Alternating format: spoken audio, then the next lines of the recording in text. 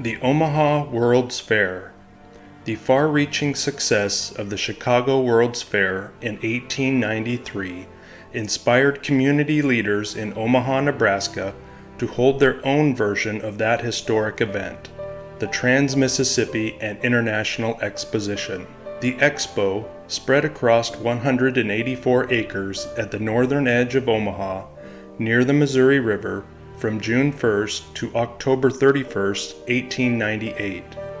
The Grand Court at the heart of the Expo consisted of majestic but temporary structures and statuary lush gardens and a canal with fountains and gondolas, all in stark contrast to the city of Omaha itself, which was still regarded by much of the nation as a frontier town, even as it grew and developed as a major Midwestern business center.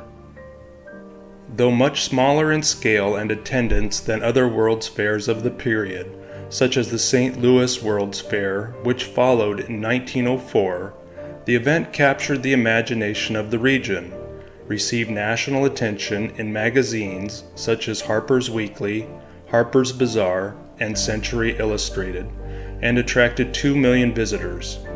Today, remnants of the Expo exist in public and private collections, but no structures remain at the site. On the opening day of the Trans-Mississippi and International Exposition, a local newspaper, the Omaha Bee, described the Expo's Grand Court on its front page. And I quote, "To the spectator, it would seem that some long-forgotten magician had escaped from the dingy covers of an ancient fairy tale and caressed the bare expanse of bluff and stubble with his creative wand.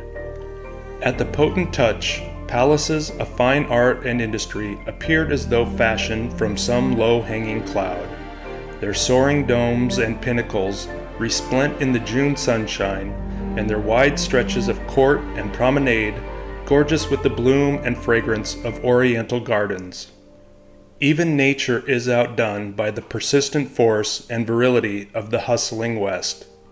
For since the last snowflake disappeared, the rugged bluff has been transformed into a panorama of turf and foliage and flower that seems like the creation of a dozen seasons." End quote. The Grand Court, also known as the New White City, in reference to the classical architecture of the Chicago World's Fair, exhibited the products, industries, art, and design of Nebraska and adjoining states, and sought to promote these widely throughout the nation. The Expo also included a midway of carnival rides and traveling attractions, and the Indian Congress, which was attended by more than 500 members and of 35 different Native American tribes.